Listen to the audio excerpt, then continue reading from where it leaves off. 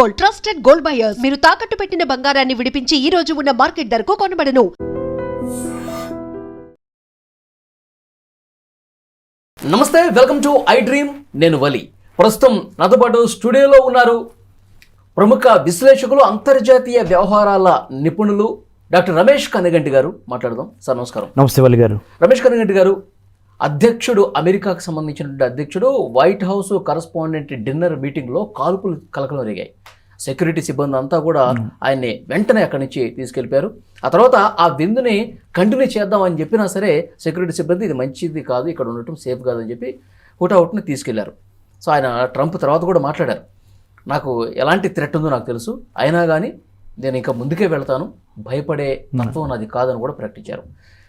అసలు ఒకవైపు యుద్ధాలు జరుగుతున్నటువంటి ఈ కీలక టైంలో ఒక మీటింగ్లో ఒక దుండగుడు వచ్చి కాల్పులు చేసే పరిస్థితి వచ్చిందంటే ఎలా అర్థం చేసుకోవాలి? దీని వెనకాల ఎవరుండొచ్చు?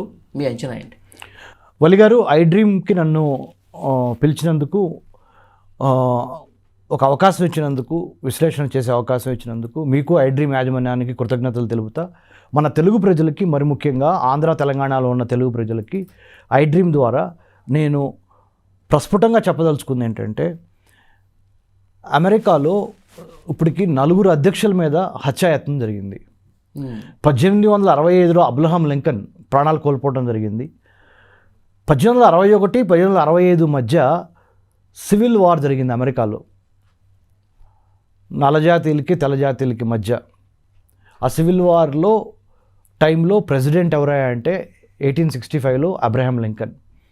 అబ్రహాం లింకన్ తెలియని వాళ్ళు ఎవరుండరు. అతి గొప్ప, అంటే ఒక పోరాట పటిమ కలిగిన నాయకుడు, యోధుడు, అమెరికా అధ్యక్ష భవనంలో మరి కూర్చున్న వ్యక్తి అబ్రహాం లింకన్. 1865లో ఆయన మీద హత్యాయత్నం జరిగింది, ఆయన ప్రాణాలు కూడా కోల్పోయారు.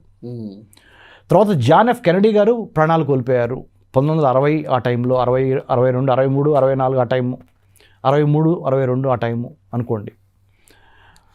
జాన్ ఎఫ్ కెనడీ గారి తర్వాత డొనాల్డ్ ట్రంప్ మీద 2 సార్లు హత్యాయత్నం జరిగింది. ఇప్పుడు ప్రస్తుతం అమెరికా అధ్యక్షుడి మీద ఒక 1 year బ్యాక్ ఒకసారి, ఇప్పుడు మళ్ళీ రెండోసారి. అది కూడా ప్రతి సంవత్సరము annual white house correspondents dinner, అంటే పత్రికా అధిపతులకి, పత్రికా విలేకరులకి, జర్నలిస్టులకి వాళ్ళని గౌరవిస్తా. జర్నలిజం అనేది 4th estate కాబట్టి మీడియా, దాన్ని గౌరవిస్తా అమెరికా శ్వేత సౌధం అధ్యక్ష భవనం నుంచి ఒక అఫీషియల్ డిన్నర్ ఏర్పాటు చేయడం ప్రతి సంవత్సరం ఆనవాయితీ.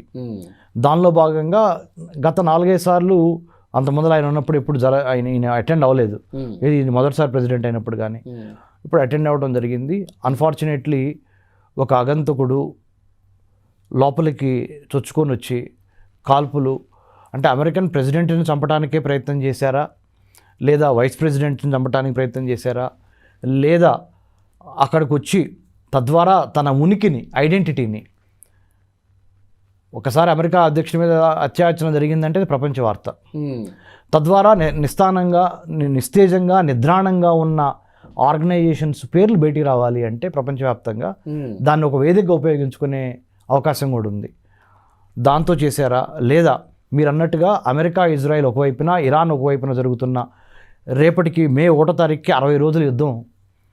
అవును, ఫిబ్రవరి 28వ తారీఖున స్టార్ట్ అయిన యుద్ధము రేపు మే 1వ తారీఖుకి 60 రోజులు పట్టిద్ది. ఈ 60 రోజులు అయినప్పటికీ ఇరాన్ పూర్తిగా నాశనం అయ్యి, పూర్తిగా చేతులెత్తేసి యుద్ధం నుంచి విరమించలా. ఒక పోరాట యోధుల్లాగా యుద్ధం చేస్తానే ఉంది ఇరాన్. అమెరికా కూడా ఏమాత్రం తగ్గకుండా ఇరాన్కి చుక్కలు చూపిస్తానే ఉంది. కానీ దీని మూలాన ఈ 3 దేశాలు యుద్ధంలో ఉండటం మూలాన 190 దేశాలు ఆర్థిక ఇబ్బందులకి, రకరకాల ఇబ్బందులకు గురవుతున్నాం. అది వేరే టాపిక్. మీరు అడిగింది అధ్యక్ష భవనంలో జరిగిన కాల్పులు, ట్రంప్ యొక్క వైఖరి, ట్రంప్ దానికి ఏ విధంగా ప్రతిస్పందించాడు అనే దాని మీద చూసినప్పుడు federal bureau of investigation fail అయిందా? FBI, అమెరికా అంతర్గత భద్రత చూడాల్సిన federal bureau of investigation fail అవటం మూలాన ఈ అగంతకుడు ఆ వైట్ హౌస్ డిన్నర్లోకి, కరస్పాండెంట్ డిన్నర్లోకి వచ్చాడు వాషింగ్టన్ డీసీలో హిల్టన్ హోటల్లో నెంబర్ 1. లేదా అమెరికన్ ప్రెసిడెంట్కి ఎల్లవేళలా కంటిపాపలా కనురెప్పలాగా కాపాడే secret service agents, American president యొక్క సీక్రెట్ సర్వీస్ ఏజెంట్స్ గెలిచారా ఓడారా ఈ ఉదంతం ద్వారా అనేది తెర మీదకి వచ్చింది. అతను డైరెక్ట్ చెక్ పాయింట్ వరకు వచ్చేసారు. చెక్ పాయింట్ని దాటుకొని వచ్చాడు. ఫస్ట్ బూమ్ బ్యారియర్ని దాటుకున్నాడు. 3 layers to 4 layers of security ఉంటుంది అమెరికన్ ప్రెసిడెంట్కి. హోటల్కి 15 కిలోమీటర్ల వరకు ఒక సెక్యూరిటీ లేయరు. హోటల్ ఈ ప్రాంగణానికి మీటింగ్ జరుగుతున్న ప్లేస్కి మధ్య ఇంకా 3 సెక్యూరిటీ లేయర్స్ ఉంటాయి. ఆ 15 కిలోమీటర్ల సెక్యూరిటీ లేయర్ని దాటాడు, హోటల్లో ప్రవేశించాడు. హోటల్ సెక్యూరిటీలో అసలు అంత పెద్ద గన్నుని స్కాన్ చేయలేని ఎలక్ట్రానిక్ గ్యాడ్జెట్స్ ఉండవు. అక్కడ ఫెయిల్యూర్ అయిందా, లేదా అంతర్గతంగా అతనికి సపోర్ట్ దొరికిందా, హోటల్ స్టాఫ్ ఎవరన్నా సహకరించారా, ఓకే, లేదా హోటల్లో ఒక హోటల్ రూమ్ తీసుకొని ఆ రూమ్లో వెపన్ని దాచిపెట్టి ఈ మీటింగ్ జరుగుతున్నప్పుడు ఈ యొక్క మీటింగు కరస్పాండెంట్స్ జర్నలిస్టులకు సంబంధించిన మీటింగ్ కదా, వాళ్ళ గౌరవార్థం ఇస్తుంది కదా, ఆ మీడియా కార్డ్ ఐడెంటిటీ కార్డ్ ఏమన్నా డూప్లికేట్ తయారు చేసో లేదా కొను ఆ కార్డుని పెట్టుకొని సెక్యూరిటీ ద్వారా బ్యాక్ గేట్ ఎంట్రన్స్ నుంచి ఏమైనా అటెండ్ అయ్యాడా? చాలా చాలా సీరియస్ ఇష్యూ ఇది. మోస్ట్ పవర్ఫుల్ మ్యాన్ అంటే దీని ద్వారా మనకేం తెలుస్తుంది, ఒక అమెరికా అధ్యక్షుడికే సెక్యూరిటీ కల్పించుకోలేని స్థితిలో అమెరికన్ సెక్యూరిటీ ఏజెన్సీస్ ఉన్నాయా, అమెరికన్ ఇంటెలిజెన్స్ ఏజెన్సీస్ ఉన్నాయా, అమెరికన్ హోమ్ల్యాండ్ సెక్యూరిటీ డిహెచ్ఎస్ ఉందా, department of homeland security, federal bureau of investigation, central intelligence agency CIA or American secret service agencies ఇవన్నీ ఫెయిల్ అయినాయా అనే విధంగా ఈ యొక్క సంఘటన it has become a litmus test for the American presidential security system. Okay, కాబట్టి మనం గమనించాల్సింది తప్పనిసరిగా ఒప్పుకోవాలి, వలి గారు ఒప్పుకోవాలి. ఎందుకో తెలుసా, it's a failure on the part of American security agencies. ఇంకో మాట లేదు. ఓకే, అంటే ఇప్పుడు యుద్ధం జరుగుతున్నటువంటి ఈ సమయంలో అటు నుంచి ఏమన్నా డైరెక్షన్ వచ్చిందని భావించాలో? తప్పకుండా భావించవచ్చు. Everything is fair in love and war అంటారు ఇంగ్లీష్లో సెంటెన్స్. శత్రుదేశాలు ఎప్పుడూ సామధానం భేదం దండం ద్వారా సామధాన భేద దండోపాయాలు అన్నీ ఉపయోగించి, విమెన్ వైన్ వెల్త్ అన్నీ ఉపయోగించి, by hook are by crook అంటే నయానో భయానో తిమ్మిని బమ్మిం చేసి తెలుగులో ఎలాగైనా సరే అమెరికన్ ప్రెసిడెంట్ని మట్టు పెట్టాలన్నది, లేదా అమెరికన్ ప్రెసిడెంట్ యొక్క సెక్యూరిటీ ఎంత వీక్ ఉంది అని తెలియజేయాలన్నది కూడా ఈ శత్రు దేశాలు, అది ఇరాన్ కావచ్చు, వెనుజులా కావచ్చు, సిరియా కావచ్చు, లేదా రష్యా కావచ్చు, లేదా చైనా కావచ్చు, అమెరికా శత్రు దేశాలు ఏవేవైతే ఉన్నాయో లిస్ట్ రాసుకుంటే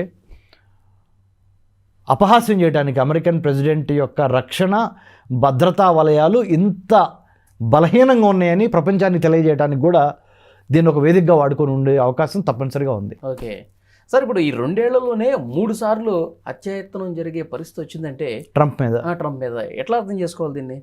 తప్పనిసరిగా ఇప్పుడు ఇది కొత్త కాదండి వలి గారు. ఇజ్రాయెల్ దేశంలో నేను చదువుకొని వచ్చానని చెప్పాను మీకు. రాబిన్ స్క్వేర్ అని ఉంటుంది ఇజ్రాయెల్లో. ఐజాక్ రాబిన్ అని పాలస్తీనాతో పీస్ ట్రీటీకి ఒప్పుకున్నాడని చెప్పి ఒక ఇజ్రాయేలీ యువకుడు ఐజాక్ రాబిన్ని పట్టపగలు ఎలక్షన్ ఉపన్యాసంలో టెలవీవ్ పట్టణంలో రాబిన్ స్క్వేర్ అని ఇప్పుడు అంటున్నారు, అప్పుడు అదొక ఏరియా పేరు, అక్కడ కాల్చి చంపేశాడు. సో డొనాల్డ్ ట్రంప్ మీద 3వ సారిగా 4వ సారిగా ఇంకా 4-5 సార్లు కూడా జరిగినా ఆశ్చర్యపోవద్దు. ఎందుకంటే ఆయనకి ఇంట్లోనూ శత్రువులు ఉన్నారు, బయట శత్రువులు ఉన్నారు. అంటే ఆయన విధానాలను అంత తీవ్రంగా వ్యతిరేకిస్తున్న వాళ్ళు ఉన్నారు, ఎక్స్ట్రీమ్స్. ఓకే, పూర్తిగా డొనాల్డ్ ట్రంప్ అంటే ప్రాణం పెట్టి ప్రేమించే వాళ్ళు ఉంటే, పూర్తిగా ప్రాణం ఇచ్చైనా డొనాల్డ్ ట్రంప్ ప్రాణం తీయాలి అనే వాళ్ళు కూడా ఉన్నారు. So 2 extremes are on the display. Okay, నేను ఏదైనా సరే మొండిగా ముందుకు పోతాను అంటున్నాడు. మరి చూద్దాం సార్, ట్రంప్ వైఖరి అది. నెక్స్ట్ దీని గురించి మళ్ళీ మాట్లాడదాం. Thank you very much. జై హింద్ సార్.